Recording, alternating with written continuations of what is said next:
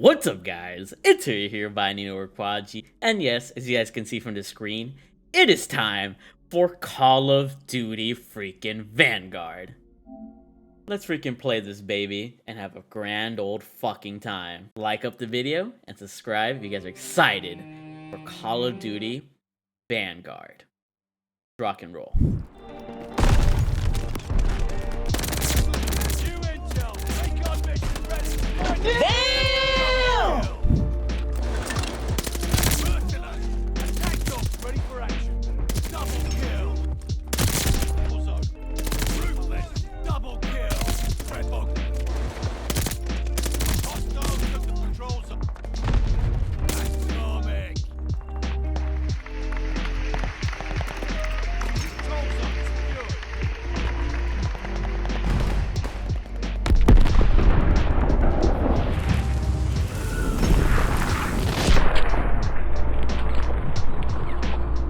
Okay, so for our first video here, guys, we're going to be talking about the best controller settings, the best audio settings, the best graphics settings, basically just all the best settings that you can use in Call of Duty Vanguard to make you the best player possible. I've dropped many freaking nukes in previous CODs and even in this COD, especially in the beta, so I definitely know what I'm doing here, and these settings will help you improve as a Call of Duty player and perform well throughout the rest of the year for Call of Duty Vanguard. And of course, if there's any changes to the settings or any new settings throughout the year, I will update my settings and let you guys know. So if you guys are excited to see the absolute best settings to make you one of the best players here in Call of Duty Vanguard for the rest of 2021 and 2022, make sure you guys drop a like, subscribe new, and turn on those post notifications. I'm going to be uploading very try-hard Call of Duty Vanguard gameplay here on the channel for a bit, and I do upload Warzone as well, especially with that Vanguard integration coming in very soon. So make sure you guys stay tuned. We're on the road to 100,000 subscribers as well, and every new person that comes along is, you know, a member of the family. Without you guys, I would truly have no platform. And I just want to say thank you guys for changing my life every single day. Like, to start off the freaking year with 92,000 subscribers, we're gonna hit that 100k very soon, so hope you're in for quite the journey.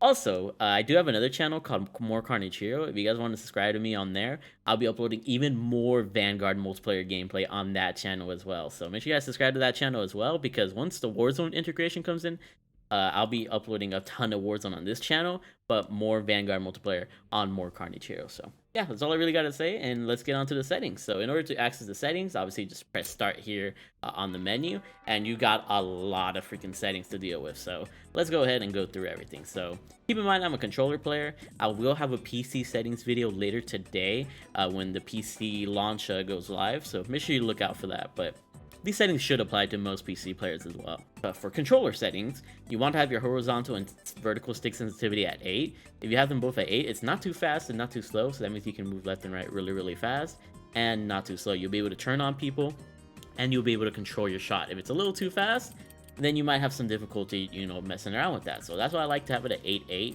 It's just a perfect medium to make sure I'm quick enough but not slow enough, and, you know, pretty much just body my opponents.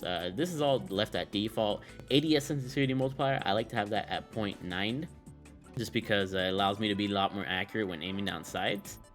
But when it comes to custom sensitivity per zoom, you pretty much want to have your your low zooms here at 0.9, but then anything else above that, you want to have it at 1.1, because at that point your zoom is really high. So if you want to move around a lot faster, you want to have a little bit more of a faster I guess zoom, if that makes any sense. So up to 3x you have it at 0.9, but 4x and onwards have it at 1.1. That's the way I have it. For our button layout preset, we have bumper jumper tactical flipped, and you flip it by pressing square and then flipping the L2 and R2. And the reason why I flip it is because I play on the PS5 controller. This also works on PS4, and you can pretty much just ADS with L1, which is a faster response than pressing L2 and holding that down. And then when you shoot with R1, it's a lot faster response than by doing R2, so that works really well. Now, the thing is, with bumper jumper tactical flip, you can also jump shot with L2, which allows you to be a lot more mobile and hard to hit. And then you can drop shot with R3, which just makes you a absolute freaking amazing freaking player. Trust me, drop shotting and jump shotting has never been easier, and you don't even need a scuff controller. This basically makes your controller into a scuff, a cinch, you know, pretty much all those modded controllers that people hate. You already have it on your PS4, PS5 controller, Xbox controller. It's just amazing. definitely use this button layout preset. Vertical aim, I just leave it all on standard. Aim response curve type, have it on dynamic. Your aim will be a lot more sticky when you're like aiming against your opponents, and it's definitely a lot better than standard or linear. So definitely have it on dynamic. You'll thank me later for that. Controller vibration, I just play on off. It's more of a preference. I just prefer off. You can play well with controller vibration on. I just feel like if I have it on, it's a little bit more distracting. So by having it off, I can be really laser focused on my target and not have anything distracting me. For weapon fire threshold, definitely have it off. There's no reason to have it on. More of a distraction if you have it on. Advanced controls, ADS sensitivity transition and timing should be instant. You want to be instantaneous with your stuff. ADS sensitivity multiplier, 0.90, steady aim. Stick layout preset, I like it on default. Controller orientation, leave that up. ADS stick swap, leave it on off. And then all these dead zones, you don't really need to mess with them. I just leave them all on default. So now under controllers, you guys can see on the top left there, you can press R2 or your right trigger to go over to the gameplay section. So make sure you go to the gameplay section first before going to graphics and audio and all that. And here you have even more settings. So under target aim assist, make sure it's on. And for target aim assist mode, leave it on default. It's better than precision, focusing, and Black Ops. Unless you really like the aim assist from Black Ops games, then, you know, go to Black Ops, but default should pretty much be the way to go, in my opinion. ADS aim assist should be on. Weapon mount activation, I use it at ADS melee.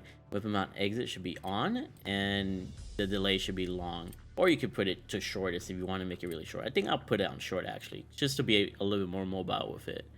And then you want to keep these on. Because deleted ammo weapon switch, basically if your gun runs out of ammo, you go to your secondary very quickly, which is good. Airborne automatic mantle, I would put that on just so you can, you know, mantle a lot faster.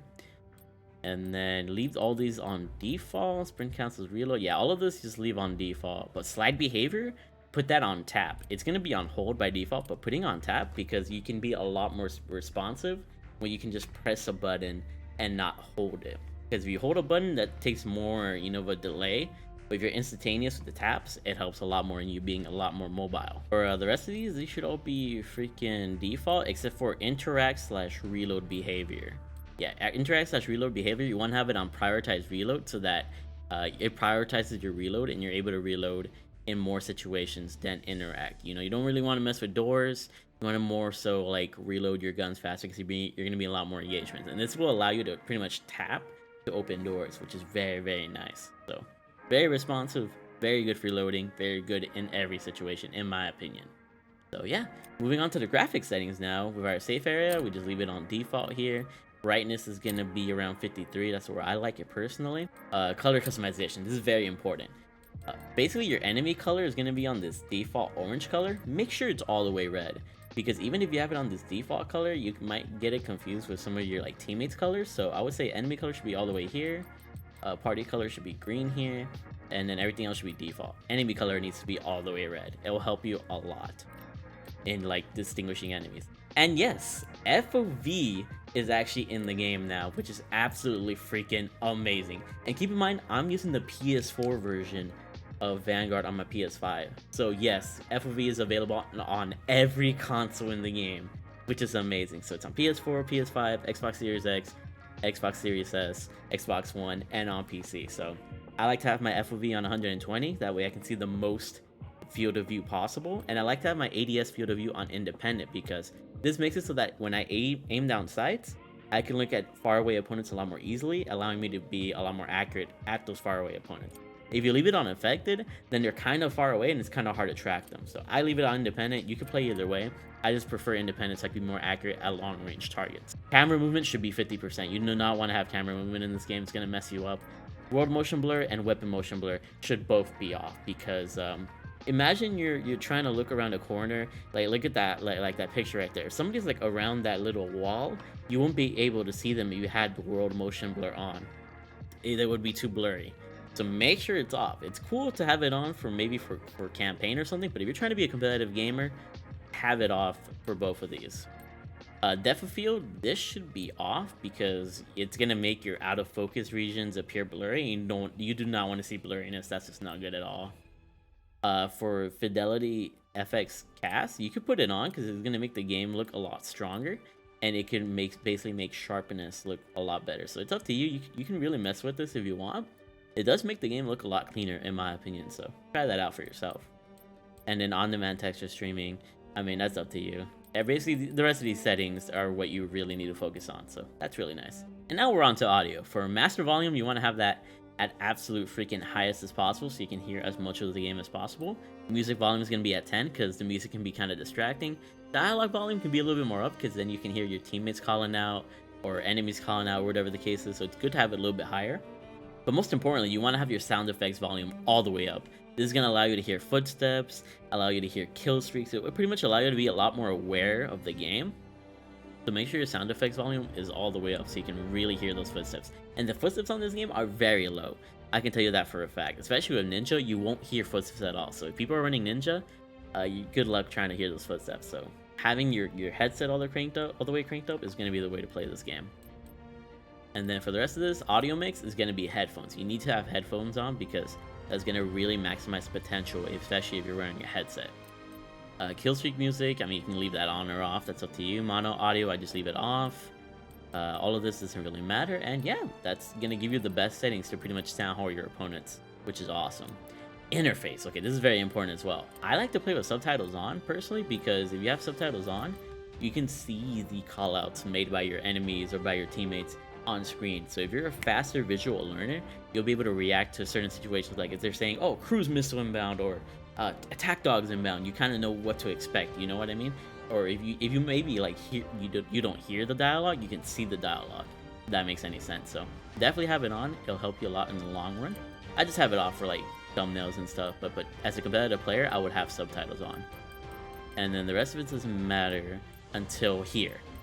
For sure, if you want to have FOV counter, definitely have it on. Have server latency shown, packet loss shown. Basically, the point of all these is that you can see if your game is lagging, you can see if your FOV is right or whatever. You pretty much just check if your game is running as intended. You know, this will help you just kind of ease into like knowing, oh, you're failing at this game because of the lag, or why is your internet lagging. You can kind of like troubleshoot your own system, which is pretty cool.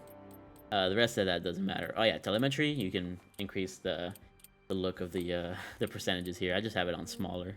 Looks cleaner that way. Minimap shape should be on square. If it's not on square, it's going to be on round, and square gives you a lot more area coverage, so make sure it's on square, because square minimaps will let you know where more enemies are, which is awesome. Leave these on, leave that on letters, and then in-game alert icons, yeah, just pretty much leave all this here. And that pretty much is it. Those are the best settings for Call of Duty Vanguard this year. And hopefully I went really in depth. Hopefully you guys enjoyed this video. Let me know if you guys have any questions about the settings in the comments below. I went over everything that I thought was important, but if I missed something, definitely leave me in the comments below. It's going to be a really great year with Vanguard. Make sure you guys stay subscribed and tune into the channel for the best class setups, max level guns, entertaining gameplay and content. If you guys have seen my previous videos, expect that, but to see that in a Vanguard fashion. I'm really excited to have the game early and to provide you guys with the best content possible. And just know we're hitting that 100K this year. Thank you guys for being big ballers. Without you guys, I would truly be nothing. And make sure to follow me on all of my social medias to stay updated with me. I really freaking love you all. It's 2 a.m. in the morning as I'm recording this. Sorry if I'm a little weird. But just keep being beautiful, you know? That's who you are. Expect more videos throughout the day.